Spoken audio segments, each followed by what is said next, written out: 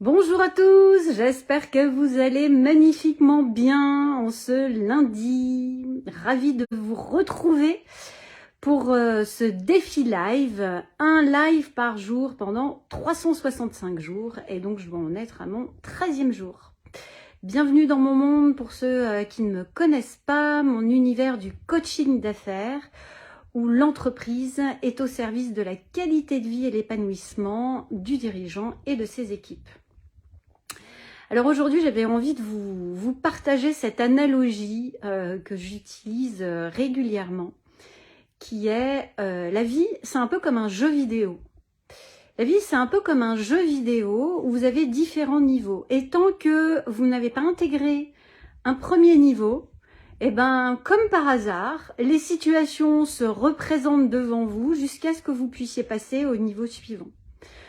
Je ne sais pas si ça vous parle, si vous avez déjà rencontré des situations où vous avez l'impression de tourner en boucle, où vous avez l'impression que, mais je comprends pas, c'est toujours la même difficulté peut-être d'affirmation, ou j'ai souvent cette difficulté en tant qu'entrepreneur ou dirigeant à faire passer mes messages, et à chaque fois je me retrouve dans des situations où effectivement mon message n'est pas clair.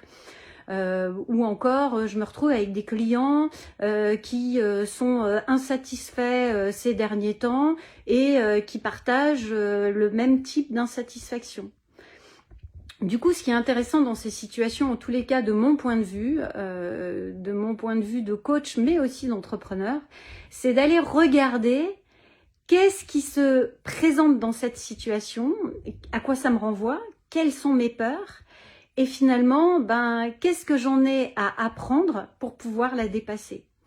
Voilà, et c'est là où je trouve que l'analogie du jeu vidéo est... Alors, je suis pas fan de jeux vidéo, loin de là, mais je trouve que l'analogie du jeu vidéo est intéressante parce que quand les situations récurrentes reviennent, c'est l'occasion de se dire, il y a un truc que je ne vois pas ou que je n'ai pas intégré, et qui est l'opportunité de tester justement pour pouvoir avancer sur ce sujet. Et bien sûr, de mon point de vue aussi, c'est tellement plus facile de le débriefer avec un coach ou un mentor pour avoir cet espace de prise de recul, cet espace d'observation avec bienveillance de qu'est-ce que ça génère chez moi, qu'est-ce que je peux faire de différent, à quoi c'est rattaché dans mon histoire, dans mes peurs, quand je soulève le tapis, qu'est-ce qu'il y a de caché en dessous. Et tant que je n'accepte pas de regarder en face à quoi ça me renvoie, forcément, comme un jeu vidéo, je ne pourrai pas changer de niveau. Et donc la vie me ramènera toujours les mêmes situations. Voilà, je ne sais pas si j'ai été claire. En tous les cas, je l'espère. N'hésitez pas à me faire des retours là-dessus, à me dire aussi comment ça résonne pour vous. Est-ce que vous observez qu'en ce moment, il y a des situations qui sont récurrentes, dans lesquelles vous tournez en boucle, ou que c'est un process que vous avez déjà observé chez vous, et de vous dire avec beaucoup de bienveillance et de confiance que quand la situation revient, c'est qu'il y a un truc supplémentaire à calibrer ou à réajuster pour pouvoir passer au niveau suivant. Encore merci de votre présence, de votre écoute de votre présence et de votre écoute.